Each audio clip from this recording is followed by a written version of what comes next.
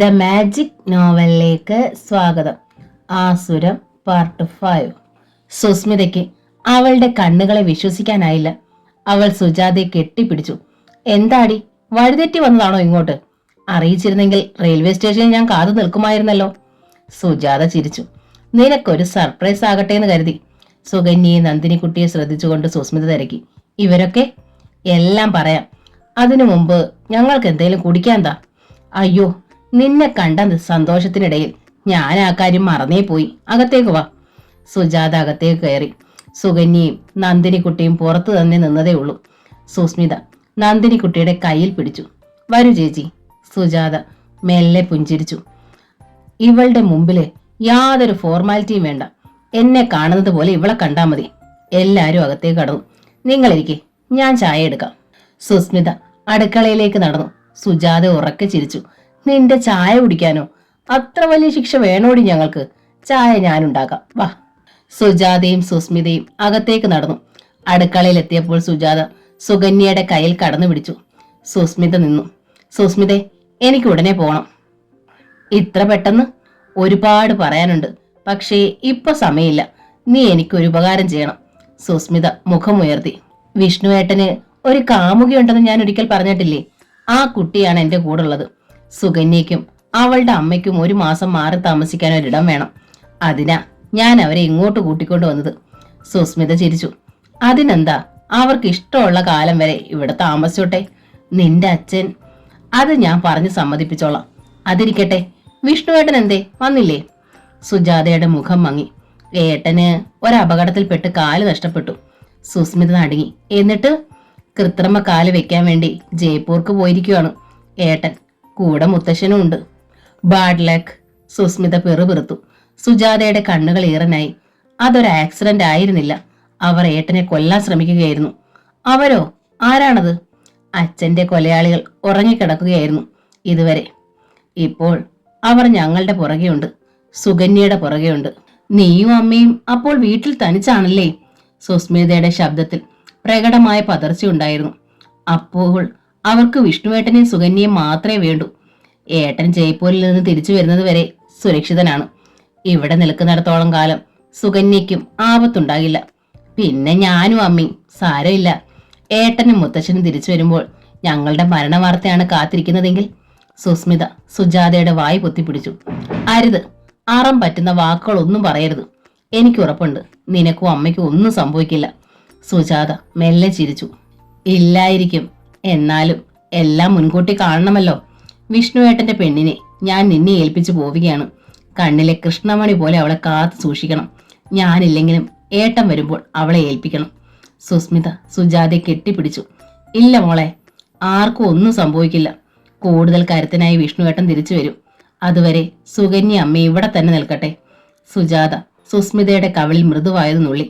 ഇതുവരെ എന്റെ വിശേഷം നീ കുറെ കേട്ടില്ലേ, ഇനി നിന്റെ വിശേഷം കേൾക്കട്ടെ. വിശേഷമോ? എന്ത് വിശേഷം? ഞാനിപ്പോഴും നിന്റെ സുസ്മിത തന്നെ. അതെനിക്കറിയാം. അറിയാനുള്ളത് മറ്റൊരു പാർട്ടിയെ പറ്റിയാണ്. ഇഷ്ടനും ഒറ്റപ്പാലത്ത് തന്നെ ആണല്ലോ താമസം. സുസ്മിതയുടെ കവിളിലേക്ക് ചുവപ്പ് പടർന്നു കയറി. സുജാത ചിരിച്ചു. അർജുനനെന്നോ ഫൽഗുനെന്നോ മറ്റോ ആയിരുന്നില്ലേ പേർ? സുസ്മിത ചിരിച്ചുപോയി. അവൾ മൃദുവായി പറഞ്ഞു, പാർത്ഥൻ. സുജാത പൊട്ടിച്ചിരിച്ചു. വല്ലാത്തൊരു പേര് തന്നെ. ആട്ടെ, ഇഷ്ടൻ സ്ഥലത്തുണ്ടോ? സുസ്മിത തലയാട്ടി. ഒന്ന് പരിചയപ്പെടുത്തി തരുന്നതിൽ വല്ല വിരോധമുണ്ടോ? സുസ്മിത പുഞ്ചിരിച്ചതേ ഉള്ളൂ. എന്നാൽ ആ സൽക്കർമ്മം തന്നെ ആവട്ടെ ആദ്യം. സുകന്യയെ കൂടി വിളിക്കാം, അവൾക്കൊരു റിലാക്സ് ആവട്ടെ. സുജാത തിടുക്കത്തിൽ പുറത്തെത്തി. പാർത്ഥന്റെ ബംഗ്ലാവിലേക്കാണ് അവർ നടന്നു നീങ്ങിയത്. പുഴക്കരയിലെ ആ ഒറ്റപ്പെട്ട ബംഗ്ലാവിലേക്ക് നോക്കി സുജാത ഉറക്കെ പറഞ്ഞു, മാർവലസ്. ഏതായാലും ഒന്ന് തീർച്ചയാണ്, നിന്റെ പാർത്ഥനൊരു കവി ഹൃദയമുണ്ട്. അവർ ബംഗ്ലാവിന്റെ മുന്നിലെത്തി. അവിടെ ജിപ്സി ഉണ്ടായിരുന്നില്ല. സുസ്മിത മെല്ലെ പറഞ്ഞു, ആളില്ല. ഉണ്ടെങ്കിൽ വണ്ടി മുറ്റത്ത് കണ്ടേനെ. സുജാത ബംഗ്ലാവിന് നേരെ നോക്കി. അല്ല, ജനലും വാതിലും ഒക്കെ തുറന്നിട്ടിട്ടാണോ ഇഷ്ടം ചെത്താൻ പോയിരിക്കുന്നത്? സുസ്മിത അപ്പോഴാണ് ശ്രദ്ധിച്ചത്. ബംഗ്ലാവിന് മുന്നിലെ വാതിൽ മലർക്കെ തുറന്നിട്ടിരിക്കുന്നു. ജനലുകളൊന്നും അടച്ചിട്ടില്ല. സുജാത വീണ്ടും തിരക്കി. ഇന്ന് വർക്കിംഗ് ഡേ അല്ലല്ലോ, ബാങ്കിൽ പോയിട്ടുണ്ടാവില്ല. ഈ പരിസരത്ത് എവിടെങ്കിലും കാണും. ഏതായാലും ആളെ കണ്ടിട്ടേ ഞാൻ പോകൂ. വാതിലടയ്ക്കാതിരുന്നത് നന്നായി. നമുക്ക് അകത്ത് കയറി ഇരിക്കാലോ.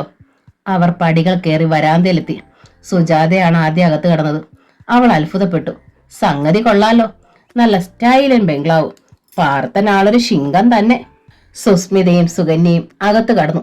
സ്വീകരണ മുറിയിലെ കസേരയിലേക്ക് വീണുകൊണ്ട് സുജാത പറഞ്ഞു, ഇരിക്കടി, പാർത്ഥൻ വരുന്നത് വരെ ഇവിടെ നമുക്ക് പ്രത്യേകിച്ചൊന്നും ചെയ്യാനില്ല. സുസ്മിതയായിരുന്നു. സുകന്യ ഇരിക്കാൻ തുടങ്ങുകയായിരുന്നു.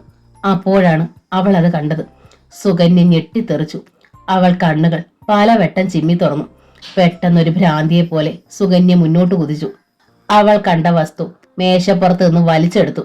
ജിപ്സിയിലെ അജ്ഞാതനായ യാത്രക്കാരൻ തട്ടിക്കൊണ്ടുപോയ അവളുടെ വാനിറ്റി ബാഗായിരുന്നു അത്. സുകന്യയുടെ കണ്ണുകൾ ചുവന്നു. അവൾ കിതച്ചു. സുസ്മിതയും സുജാതയും മൂടി അടുത്തെത്തി.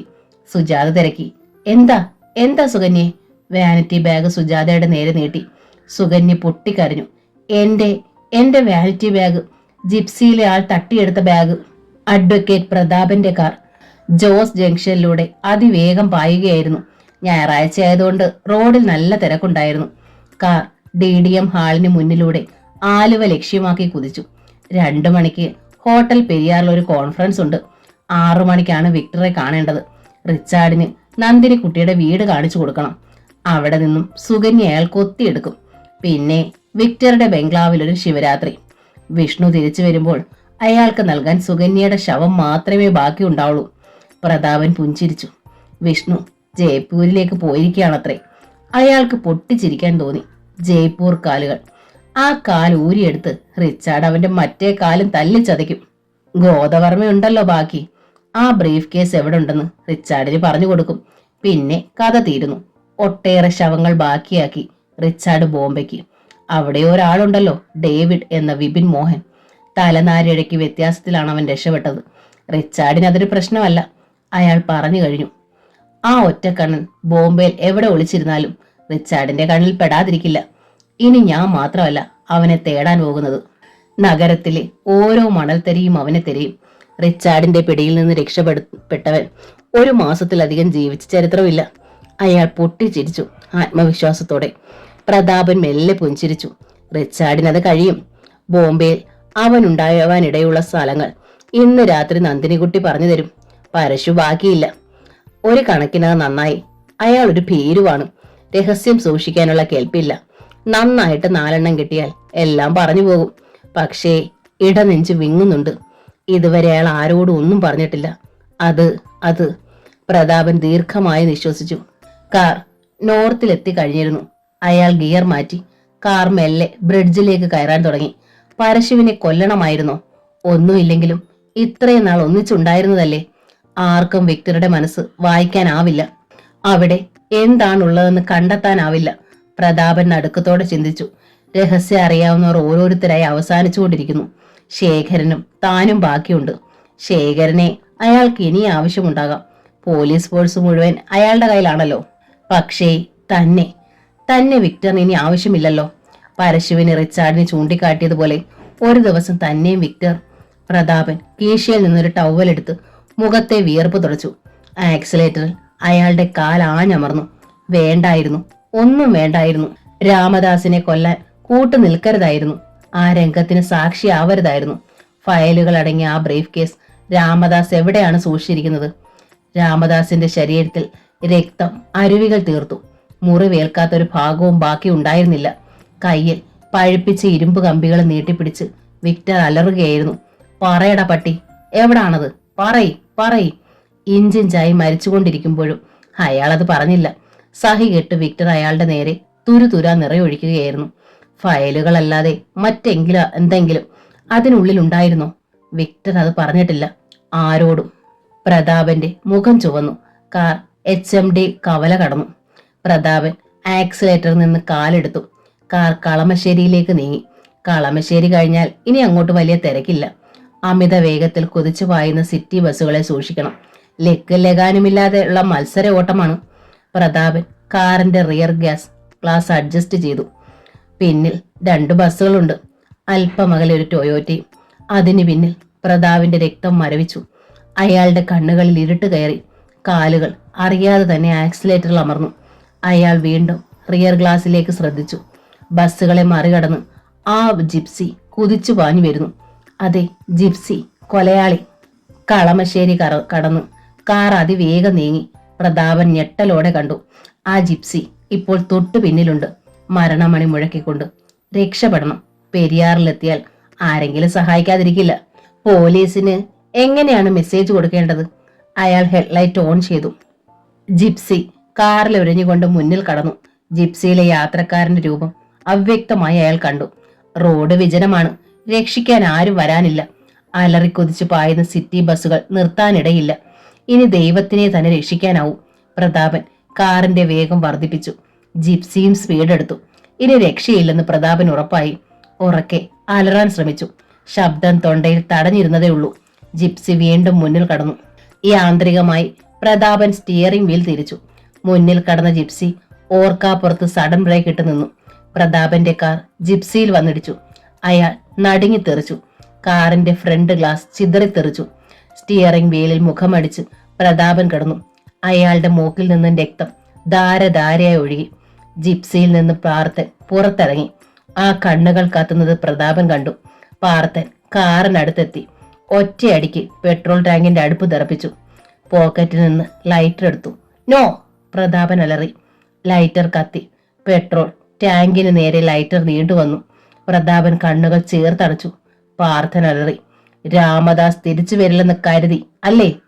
ലൈറ്റർ ഒരഗ്നികുണ്ഡമായി പെട്രോൾ ടാങ്കിലേക്ക് വീണു. സുകന്യ പറഞ്ഞ കഥ കേട്ട് സുസ്മിതയും സുജാതയും നടുങ്ങി നിന്നു. പാർത്ഥേട്ടൻ ഇത്രയ്ക്ക് ചീപ്പാണോ? സുസ്മിത ചിന്തിച്ചു. എന്തൊക്കെ പ്രതീക്ഷകളായിരുന്നു. എന്നിട്ടിപ്പോൾ ജിപ്സിയിൽ കറങ്ങി നടന്നു പെൺകുട്ടികളെ വലവീശി പിടിച്ച്. സുസ്മിതയ്ക്ക് കൈകാലുകൾ തളരുന്നത് പോലെ തോന്നി. അവൾ വിവശയായി സോഫയിലേക്ക് പാഞ്ഞു. അവളെ ഒന്ന് സാന്ത്വനിപ്പിക്കാൻ പോലും ആവാതെ സുജാത ശബ്ദം നഷ്ടപ്പെട്ട് വിറങ്ങലിച്ചു നിന്നു. പാർത്ഥേട്ടൻ ഒരു കൊലയാളി കൂടിയാണല്ലോ. സുസ്മിത തേങ്ങി. പോലീസ് അന്വേഷിച്ച് നടക്കുന്ന ഒരു കൊലപ്പുള്ളിയാണ് താൻ സ്നേഹിച്ചിരുന്നത്. പാർത്ഥേട്ടൻ തന്നെ വഞ്ചിക്കുകയായിരുന്നു ഇതുവരെ. അയാൾ മറച്ചു വെച്ചിട്ടുള്ള മറ്റൊരു മുഖമാണ് സുകന്യ ഇപ്പോൾ തുറന്നു കാട്ടിയത്. സുകന്യയെ കണ്ടുമുട്ടാൻ കഴിഞ്ഞത് ഭാഗ്യമായി. അല്ലെങ്കിൽ എന്തൊക്കെ സംഭവിക്കുമായിരുന്നു? സുകന്യയുടേത് ഒറ്റപ്പെട്ട സംഭവമാകാൻ ഇടയില്ല. ഒട്ടേറെ പെൺകുട്ടികൾക്ക് ഇതുപോലെ കഥകൾ പറയാനുണ്ടാവും. ജിപ്സിയിൽ ചെത്തി നടന്നു യുവതികളെ ആക്രമിക്കുന്ന പൂവാലിന്റെ കഥ. സുസ്മിത പല്ലുകൾ ചേർത്ത് ഞെരിച്ചു. വരട്ടെ, ഇങ്ങോട്ട് എന്തെങ്കിലും കഥകളും പറഞ്ഞുകൊണ്ട് വരട്ടെ. ഇത്രയും പ്രതീക്ഷിച്ചില്ല. കാത്തിരുന്ന് ഒടുവിൽ കിട്ടിയത് ഇതുപോലുള്ള ഒരാളെയാണല്ലോ ഈശ്വര. സുസ്മിത മെല്ലെ തേങ്ങി. അവൾ പിറുപിറുത്തു. എന്നെ രക്ഷിക്കാൻ വേണ്ടി മാത്രമാണ് ഈശ്വരൻ നിങ്ങളെ ഇങ്ങോട്ട് അയച്ചത്. നന്ദി സുകന്യേ, നന്ദി. സുജാത അവളുടെ തോളിൽ മെല്ലെ സ്പർശിച്ചു. സുസ്മിത മുഖമുയർത്തി. നിൽക്കൂ സുസ്മിതേ, ഒന്നിനും മുൻവിധി അരുത്. പാർത്ഥൻ എന്തെങ്കിലും ഒന്ന് പറയുന്നത് വരെ അയാളെ സംശയിക്കരുത്. അപ്പോൾ സുകന്യ പറഞ്ഞതെല്ലാം കളവാണോ? അല്ല, അവൾ പറഞ്ഞത് സത്യമാണ്. പക്ഷേ ഒന്നുണ്ട്. ഒരു കണക്കിന് പാർത്ഥൻ അവളെ രക്ഷിക്കുകയല്ലേ ചെയ്തത്. അയാൾ അപ്പോൾ അവിടെ എത്തിയില്ലായിരുന്നെങ്കിലോ? ഇവൾ ബാക്കി ഉണ്ടാവുമായിരുന്നോ? അതെന്തേ നീ കണ്ടില്ല? സുസ്മിതയുടെ കണ്ണുകൾ മെല്ലെ തിളങ്ങി. സുജാത തുടർന്നു. സുകന്യെ അപമാനിക്കാനല്ല അയാൾ അവിടെ എത്തിയത് എന്ന് വ്യക്തം. അയാൾ അവളെ ഒന്ന് ശ്രദ്ധിക്കുക പോലും ചെയ്തിട്ടില്ല. ഇനി നിലനിൽക്കുന്നത് വാനിറ്റി ബാഗിന്റെ കഥ. മറ്റൊന്ന് മാരുതിയിലെ യാത്രക്കാരനെ വെടിവെച്ചു കൊന്ന കഥ. രണ്ടും പാർത്ഥൻ വരുമ്പോൾ നമുക്ക് അറിയാവുന്നതല്ലേ ഉള്ളൂ. ഒരു കാര്യം സത്യം, ജിപ്സിയിലുള്ള ഈ യാത്ര അപകടം ചെയ്യും. അയാൾ കൊലപാതകിയാണെങ്കിൽ പോലീസ് ആ ജിപ്സി ട്രേസ് ചെയ്യാനിടയുണ്ട്. പക്ഷേ എനിക്കതല്ല അത്ഭുതം. കൊല നടന്നിട്ടുള്ളത് എറണാകുളത്ത്, പാർത്ഥൻ ഒറ്റപ്പാലത്തും. സുകന്യ കണ്ടത് പാർത്ഥനെ അല്ലെന്ന് വരുമോ? അപ്പോൾ ഈ വാനിറ്റി ബാഗ്? ആരും ഒന്നും മിണ്ടിയില്ല. നിശബ്ദതയെ ഭഞ്ചിച്ചുകൊണ്ട് ക്ലോക്കിന്റെ ടക് ടക് ശബ്ദം മാത്രം ഉയർന്നു കേട്ടു. അവർ മാരുതി ജിപ്സിയുടെ ശബ്ദത്തിന് വേണ്ടി ചെവി കൂർപ്പിച്ചു. പയസേ, എനിക്ക് അവനെ വേണം, ശേഖരനെ. നന്ദിയില്ലാത്ത ആ അവനും അവന്റെ പോലീസും. പ്രതാപനെ കൊന്നിട്ട് ആ ജിപ്സി മറഞ്ഞു പോയി പോലും. വിളിക്ക്, എവിടെ ഉണ്ടെങ്കിലും വിളിക്ക്. ജിപ്സി പോയിട്ടുണ്ടാവില്ല. വിക്ടർ കിതച്ചു. അയാൾ വീൽ ചെയറിന്റെ ചക്രങ്ങളിൽ തെരുപിടിപ്പിച്ചു. ടെലിഫോൺ നമ്പർ പലവട്ടം കറങ്ങി തിരിഞ്ഞു. ശേഖരനെ ലൈനിൽ കിട്ടിയില്ല. ഡാഡി, പയസ് വിറച്ചു. വിക്ടർ കൈകൊണ്ട് മേശപ്പുറത്ത് ആഞ്ഞിടിച്ചു. മദ്യക്കുപ്പികൾ ചെതറിത്തെറിച്ചു. വിളിക്കടാ, ഇനിയും വിളിക്ക്. അവൻ ഏത് ശുചീന്ദ്രത്തുണ്ടെങ്കിലും എനിക്ക് വേണം. ലൈനിൽ കിട്ടിയില്ലെങ്കിൽ അവന്റെ ശവമെങ്കിലും കൊണ്ടുവാ. പോലീസ് ഓഫീസറാണത്രേ, പോലീസ് ഓഫീസർ. അവന്റെ പേര് ഞാൻ എന്റെ പട്ടിക്കിടും. വിളിക്കടാ, വിളിക്ക്. വിക്ടർ ലീനസ് അലറി വിളിച്ചു. പയസ് വീണ്ടും ഡയൽ ചെയ്തു. തിരുവനന്തപുരത്ത് നിന്ന് ഒടുവിൽ ശേഖരനെ ലൈനിൽ കിട്ടി. Daddy, Sekharan uncle. Pius receiver നീട്ടി. റിസീവർ കടന്നെടുത്ത് വിക്ടർ അലറി. എവിടെ പോയി ഒളിച്ചിരിക്കുവാടാ നീ? എടാ!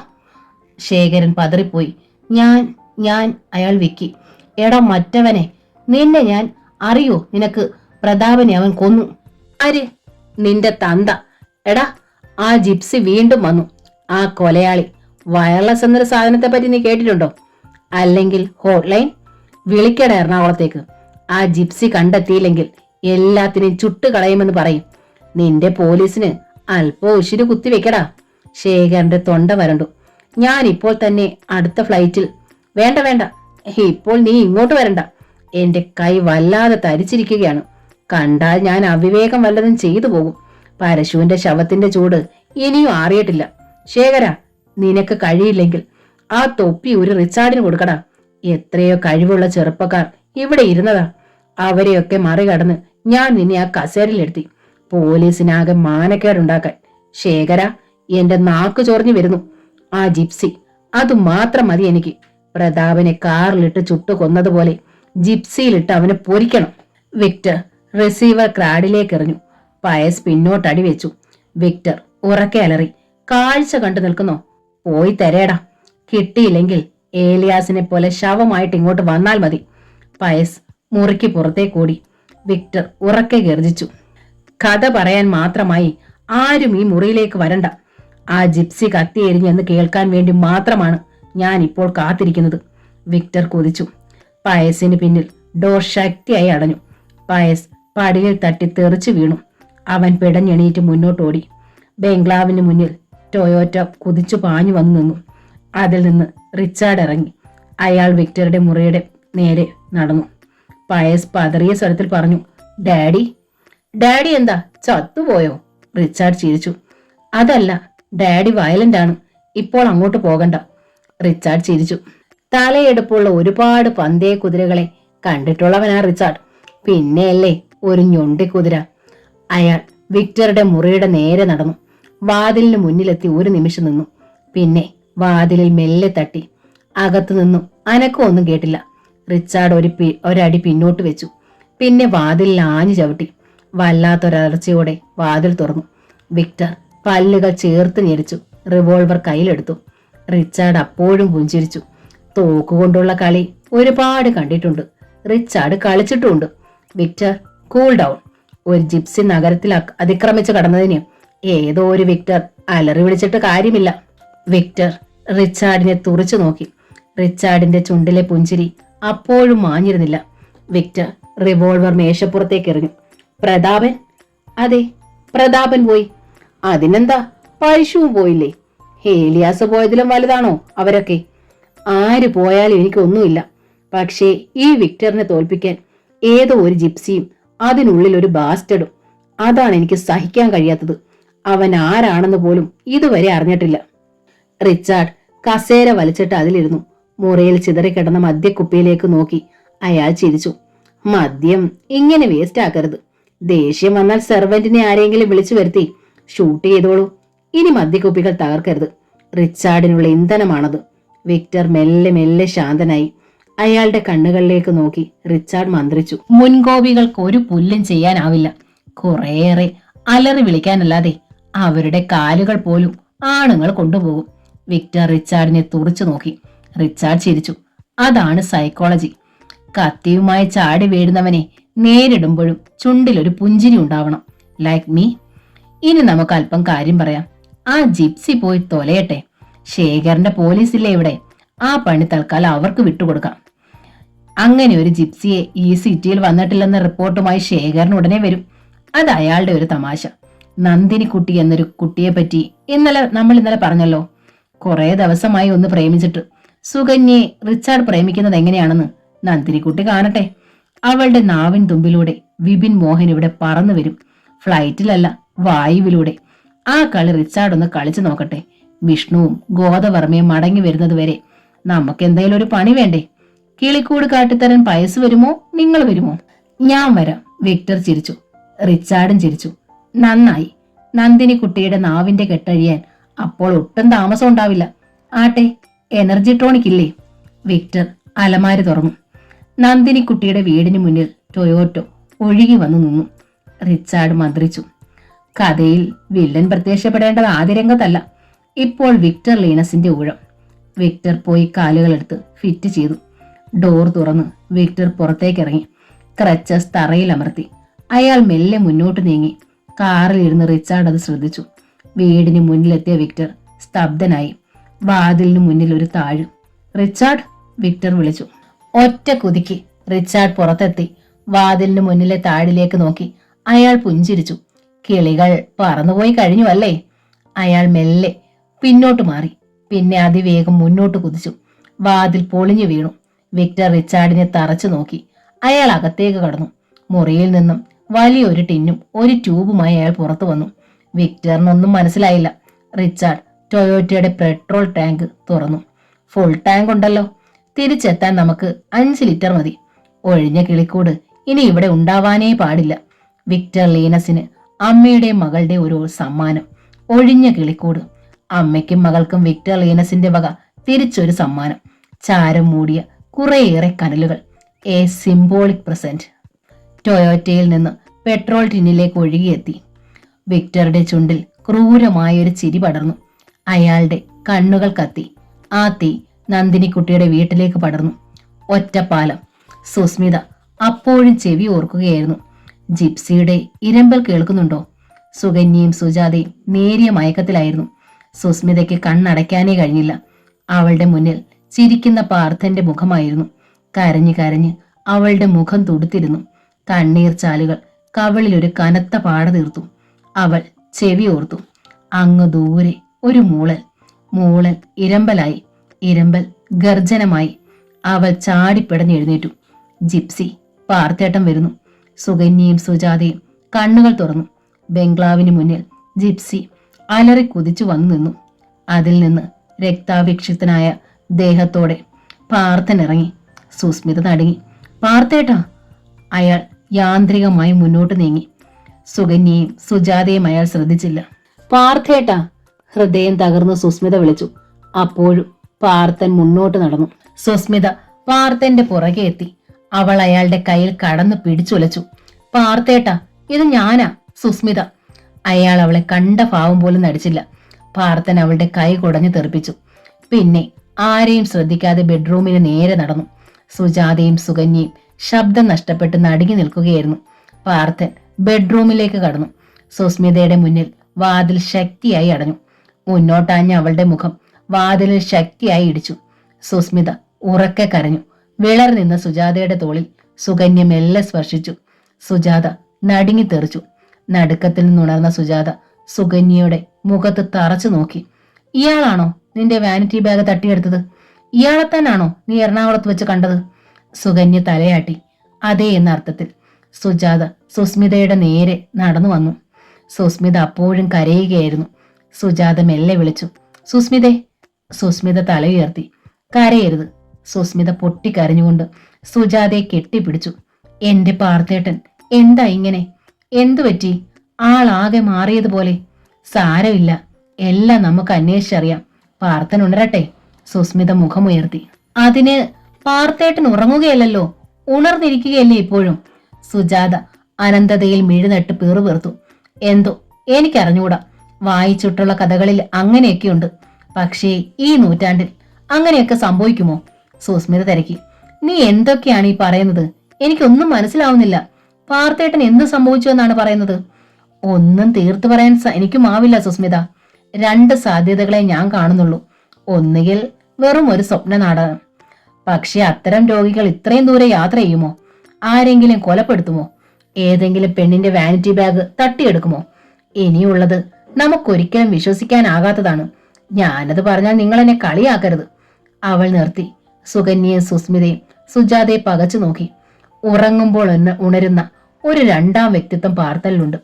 ഏതോ അജ്ഞാത വ്യക്തി പാർത്ഥൻ എന്തൊക്കെയോ നിർദ്ദേശം കൊടുക്കുന്നുണ്ടാവാം. അയാളുടെ ആജ്ഞാനുവർത്തിയാവാം ആ അവസരങ്ങളിലൊക്കെ നിന്റെ പാർത്ഥേട്ടൻ. സുസ്മിത വിറച്ചുപോയി. അവൾ പതറിയ സ്വരത്തിൽ തിരക്കി. You mean ghost? സുജാത മിണ്ടിയില്ല. ബംഗ്ലാവിലെ ജനൽ കർട്ടനുകൾ മെല്ലെ മെല്ലെ ആടി ഉലഞ്ഞു. ഭാരതപ്പുഴയിലെ ചുട്ടുപൊള്ളുന്ന മണൽത്തരികളെ തഴുകാനെത്തിയ ചെറുകാറ്റ് ആ 3 പെൺകുട്ടികളെയും പൊള്ളിച്ചുകൊണ്ട് കടന്നുപോയി. ആ ബംഗ്ലാവിലെ ഭയാനകമായ നിശബ്ദതയിൽ മരവിച്ച മനസ്സുമായി എന്ത് ചെയ്യണമെന്നറിയാതെ അവർ നിന്നു. ആ നിശബ്ദതയെ കീറി മുറിച്ചുകൊണ്ട് ഒരു തീവണ്ടി ഭൂമി കുലുക്കി കടന്നുപോയി. ബംഗ്ലാവ് ആകെ കുലുങ്ങി. സുസ്മിത സുജാതയെ കെട്ടിപ്പിടിച്ചു. സുജാതയും സുകന്യയും അനക്കമറ്റു നിന്നു. പാർത്ഥൻ ഒന്നും അറിയാതെ അപ്പോഴും ഉറങ്ങുകയായിരുന്നു. റിച്ചാർഡ് നല്ല ഫോമിലായിരുന്നു. അയാൾ 555 തുടരെ തുടരെ വലിച്ചു. പിന്നെ കുറ്റി കയ്യിലെടുത്ത് ഞെരടി പുറത്തേക്ക് വലിച്ചെറിഞ്ഞു. വിക്ടർ മദ്യ ഗ്ലാസ് ചുണ്ടോടടുപ്പിച്ചു. റിച്ചാർഡ് മെല്ലെ തിരക്കി. ശേഖരം വന്നില്ലേ? മദ്യം സിപ്പ് ചെയ്തുകൊണ്ട് വിക്ടർ പറഞ്ഞു. ഒരാഴ്ച അവൻ എന്റെ മുമ്പിൽ വരില്ല. റിച്ചാർഡ് പൊട്ടിച്ചിരിച്ചു. ആ ജിപ്സി CAGയുടെ മനസമാധാനം നശിപ്പിച്ചു കളഞ്ഞുവല്ലേ? ഏതായാലും എനിക്ക് അവന് വല്ലാതെ അങ്ങ് ഇഷ്ടമായി. ഇങ്ങനെയുള്ളവരെ നേരിടുന്നതിൽ വല്ലാത്തൊരു ത്രില്ല് തന്നെയുണ്ട്. വിക്ടർ ചിരിച്ചു. ഈ ബംഗ്ലാവിനുള്ളിൽ ചടഞ്ഞിരുന്നാൽ ആ ത്രില്ല് നഷ്ടമാകും. പുറത്തിറങ്ങി ഒന്ന് അന്വേഷിക്കും റിച്ചാർഡ്. റിച്ചാർഡിന്റെ മുഖം മാറി. അയാൾ ഗർജിച്ചു. എന്നെ ആരും ജോലി പഠിപ്പിക്കണ്ട. ബോംബെയിൽ വെറുതെ ഇരുന്നാൽ ഒരു ദിവസം 50,000 എനിക്ക് കിട്ടും. ശരാശരി 15 പേരെങ്കിലും ദിവസം അവിടെ കൊല്ലപ്പെടാറുണ്ട്. അവിടെ നിന്ന് എന്നെ കെട്ടി വലിച്ചുകൊണ്ട് വന്നിട്ട് കുറെ പേരുകൾ മാത്രം എന്റെ കയ്യിൽ തന്നാൽ റിച്ചാർഡ് എന്താ മഷിനോട്ടക്കാരനാണോ? അവരെവിടെയുണ്ടെന്ന് ഊഹിച്ച് കണ്ടുപിടിക്കാൻ. വിഷ്ണു കാല് വെക്കാൻ പോയി. ഗോദവർമ്മ അവന്റെ പുറകെ പോയി. നന്ദിനിക്കുട്ടിയും സുകന്യയും പറന്നുപോയി. കൊല്ലപ്പെടാനുള്ളവരൊക്കെ ദുനിയാവിന്റെ ഏതോ അറ്റത്ത്. അവരെല്ലാം ഒന്ന് വന്നു കിട്ടട്ടെ. റിച്ചാർഡ് ഓരോന്നോരോന്നായി തുടങ്ങാം. അതിരിക്കട്ടെ, ഒറ്റക്കാലം വിഷ്ണുവിന്റെ വീട്ടിൽ മറ്റാരൊക്കെയുണ്ട് ഗോദവർമ്മയെ കൂടാതെ? വിക്ടർ മെല്ലെ പറഞ്ഞു. അമ്മയുണ്ട്, പിന്നെ ഒരനിയത്തി. പേര് ഓർക്കുന്നില്ല. റിച്ചാർഡിന്റെ കണ്ണുകൾ വിടർന്നു. പേരിൽ എന്ത് കാര്യം? ജയ്പൂരിൽ നിന്ന് വരുന്ന വിഷ്ണുവിന് കൊടുക്കാനൊരു സമ്മാനപ്പൊതി എന്തായാലും വേണം. ഒരു പൊതിയിലാക്കി അനിയത്തി പെണ്ണിനെ തന്നെ വിഷ്ണുവിനങ്ങ് കൊടുത്താലോ?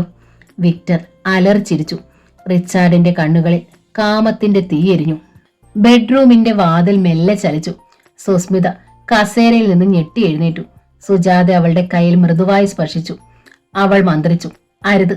പാർത്ഥൻ നോർമലായിട്ടാണ് ബെഡ്റൂമിൽ നിന്ന് പുറത്തു വരുന്നതെങ്കിൽ അയാൾ നമ്മളെ കണ്ട് എങ്ങനെയാണ് റിയാക്ട് ചെയ്തതെന്ന് ആദ്യം അറിയണം. ഇരിക്ക് സുസ്മിതയിരുന്നു. 3 പെൺകുട്ടികളും ബെഡ്റൂമിന്റെ വാതിക്കലേക്ക് നോക്കി ശ്വാസം അടക്കി പിടിച്ചിരുന്നു. വാതിൽ മെല്ലെ തുറന്ന് പാർത്ഥൻ പുറത്തിറത്തി. അയാൾ പെട്ടെന്ന് സുസ്മിതയെ കണ്ടു മെല്ലെ പുഞ്ചിരിച്ചു. അല്ല, സുസ്മിത എപ്പോഴെത്തി? സുസ്മിത മിണ്ടിയില്ല. സുജാതയും സുകന്യയും ശ്രദ്ധിച്ചുകൊണ്ട് അയാൾ തിരക്കി. ആരാ ഇവരൊക്കെ? കൂട്ടുകാരികളാണോ? സുസ്മിത എഴുന്നേറ്റു. അവൾ സുകന്യയെ പാർത്ഥന്റെ മുന്നിലേക്ക് നീക്കി നിർത്തി. ഇവളെ പാർത്ഥേട്ടൻ അറിയാതിരിക്കില്ല. പാർത്ഥൻ സുകന്യയെ തറച്ചു നോക്കി. സുജാതയും സുസ്മിതയും അയാളുടെ കണ്ണുകളിൽ തന്നെ ശ്രദ്ധിച്ചു. പാർത്ഥന്റെ മുഖത്ത് യാതൊരു ഭാവഭേദവും കണ്ടില്ല. ഏതാ ഈ കുട്ടി? നിന്റെ ക്ലാസ്മേറ്റ് ആണോ? സുജാതയെ സുസ്മിതയും പരസ്പരം നോക്കി. സുസ്മിത പെട്ടെന്ന് സുകന്യയുടെ വാനിറ്റി ബാഗ് ബലമായി പിടിച്ചു വാങ്ങി. അത് മുന്നോട്ട് നീട്ടി അവൾ ഉറക്കെ പറഞ്ഞു, ഇവളെ അറിയില്ലെങ്കിൽ വേണ്ട. ഈ വാനിറ്റി ബാഗ് പാർത്ഥേട്ടൻ കണ്ടിട്ടുണ്ടാവും. പാർത്ഥൻ വാനിറ്റി ബാഗിലേക്കും സുസ്മിതയുടെ മുഖത്തേക്കും മാറി മാറി നോക്കി. ഈ വാനിറ്റി ബാഗുമായി എനിക്കെന്ത് ബന്ധം? നീ എന്തൊക്കെയാ പറയുന്നത്? ഈ പെൺകുട്ടി എന്റെ കാമുകിയാണെന്ന് സ്ഥാപിക്കാൻ ശ്രമിക്കുവാണോ? പാർത്ഥന് നല്ലതുപോലെ ദേഷ്യം വന്നു കഴിഞ്ഞിരുന്നു. സുസ്മിത പാർത്ഥന്റെ മുഖത്തു നിന്നും കണ്ണുകൾ എടുത്തതേയില്ല. അവൾ ചോദിച്ചു, ഈ പെണ്ണിനെ അറിയില്ല, വാനിറ്റി ബാഗും കണ്ടിട്ടില്ല. സമ്മതിച്ചു. പാർത്ഥേട്ടൻ എവിടായിരുന്നു ഇതുവരെ? ബെഡ്റൂമിൽ. ജിപ്സിയിൽ എങ്ങോട്ടാണ് പോയിരുന്നത്? പാർത്ഥൻ പൊട്ടിച്ചിരിച്ചു. ജിപ്സിയിൽ ഞാൻ പോയി എന്നോ? നല്ല കഥ. 3-4 ദിവസമായി അത് അവിടെ നിന്ന് അനക്കിയിട്ടില്ല ഞാൻ. ഏതോ തെമ്മാടി പിള്ളേര് അതിന്റെ ഗ്ലാസ് ആകെ എറിഞ്ഞു തകർത്തു. ബാങ്കിൽ പോകാൻ പോലും നടരാജ മോട്ടോർ തന്നെ ശരണം. സുജാത എല്ലാം ശ്രദ്ധിച്ചു നിൽക്കുകയായിരുന്നു. പാർത്ഥന്റെ ഓരോ വാക്കും അവൾ ശ്രദ്ധിച്ചു. ചലനങ്ങൾ അപഗ്രഥിച്ചു. പാർത്ഥൻ പുറത്തേക്ക് നടന്നു. ആകെ ചളുങ്ങി ചില്ലകൾ പൊട്ടിക്കിടക്കുന്ന ജിപ്സിയിലേക്ക് തറച്ചു നോക്കി അയാൾ പൊട്ടിത്തെറിച്ചു. ഏതോ തെമ്മാടികൾ ജിപ്സിയിൽ നന്നായി പണിയുന്നുണ്ട്. ഞാൻ ഉറങ്ങിക്കിടന്ന തക്കത്തിന് എന്തൊക്കെയാ ചെയ്തു വെച്ചിരിക്കുന്നതെന്ന് കണ്ടോ? ബാസ്റ്റേഡ്. സുജാത മെല്ലെ മുന്നോട്ട് വന്നവൾ മൃദുവായി പറഞ്ഞു, എക്സ്ക്യൂസ് മീ. പാർത്ഥൻ തലയുയർത്തി. ഐ ആം സോറി, പരിചയപ്പെടാൻ മറന്നുപോയി. അതെങ്ങനെയാ? ഇവള് തലയ്ക്ക് ഭ്രാന്ത് പിടിപ്പിക്കും. സുസ്മിതയെ ചൂണ്ടിക്കാട്ടി അയാൾ തുടർന്നു, നാട്ടിലെ പെമ്പിള്ളാര് മുഴുവൻ എന്റെ കാമുകിമാർ. ഞാൻ ജിപ്സിയിൽ കയറുന്നത് ചെത്തി നടക്കാൻ. ഇപ്പൊ തന്നെ കണ്ടില്ലേ? ഈ പാവം പെണ്ണിനെ ചൂണ്ടിക്കാട്ടി അവൾ സൂചിപ്പിച്ചത് കേട്ടില്ലേ? നിങ്ങളുടെ കൂട്ടുകാരിയല്ലേ? ഒന്ന് പറഞ്ഞ് മനസ്സിലാക്കി കൊടുക്ക്. അല്ലെങ്കിൽ കല്യാണം കഴിഞ്ഞാലുടൻ ഇവൾ എന്നെ മെന്റൽ ഹോസ്പിറ്റലിലാക്കും. പാർത്ഥൻ കിതച്ചു. സുജാത മൃദുവായി ചിരിച്ചു. സുസ്മിത പറയുന്നതിൽ അല്പം കാര്യമുണ്ട്. എന്തു കാര്യം? ഈ പെൺകുട്ടി എന്റെ? പാർത്ഥൻ കിതച്ചു. നോ, അതല്ല കാര്യം. മിസ്റ്റർ പാർത്ഥൻ, എനിക്കല്പം തുറന്നു സംസാരിക്കാനുണ്ട്. വിരോധമില്ലെങ്കിൽ സഹകരിക്കാമോ? പാർത്ഥൻ മിണ്ടിയില്ല. സുജാത തുടർന്നു. ഇവള് സുകന്യ. എറണാകുളത്ത് വെച്ച് നിങ്ങൾ ഇവളെ കണ്ടിട്ടുണ്ട്, സഹായിച്ചിട്ടുണ്ട്. അതിലെപ്പോഴോ ആ വാനിറ്റി ബാഗ് നിങ്ങളുടെ കയ്യിലെത്തി. പാർത്ഥൻ പൊട്ടിത്തെറിച്ചു. What nonsense you are talking? Cool down mister Parthan, അത് സത്യമാണ്. ഞാൻ അടുത്തെങ്ങും എറണാകുളത്ത് പോയിട്ടില്ല. സുജാത തിരിച്ചു. അല്പം മുമ്പ് നിങ്ങൾ അവിടെ നിന്നാണ് ഇങ്ങോട്ട് വന്നത്. നോ, പാർത്ഥൻ അലറി.